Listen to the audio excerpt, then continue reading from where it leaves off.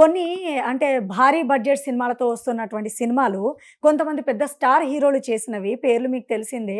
అలాంటి సినిమాలు ఆడని పక్షంలో కూడా సూపర్ డూపర్ హిట్ అని యేసుకుంటున్నారు. అదంతా ఉత్తిదే అన్న వాదన లేకపోలేదు.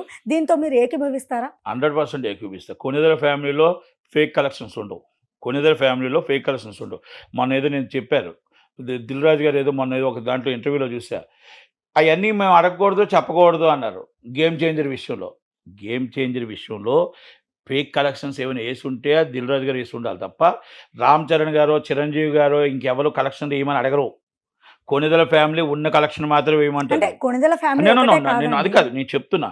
గొప్ప కోసం మీరు ఎక్కువగా కలెక్షన్స్ యేసుకుంటే అది రాంగ్ అది. మీరు గొప్ప కోసం మీరు కలెక్షన్స్ యేసుకుంటే అది రాంగ్ అంటున్నాను నేను. నేను కొణిదెల ఫ్యామిలీ కోసం ఎందుకు తీసుకొచ్చానంటే, ఈ విషయం నేను మొన్న దిల్ రాజు గారు ఏదో ఇంటర్వ్యూలో చూసా. ఇంటర్వ్యూ చూసిన తర్వాత ఎవరో ఒక ఆయన ఒక రిపోర్టర్ అడిగిన దానికి సమాధానం చెప్తున్నారు. దానికి అందుకే నేను కొణిదెల ఫ్యామిలీని తీసుకొచ్చాను. లేకపోతే నేను తీసుకురాను.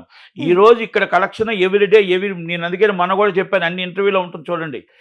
వైజాగ్ నుంచి అప్ టు నెల్లూరు దాకా, ఆ వైజాగ్ నుంచి అప్ టు సీడెడ్ అనంతపురం దాకా, తెలంగాణ దాకా, ప్రపంచంలో ఎంతెంత ఎక్కడెక్కడ డేవేజ్ కలెక్షన్ వచ్చిందో అవన్నీ కలిపి చెప్పాం. ఎందుకంటే ఇక్కడ కూడా మీకు అదే చెప్తున్నాను.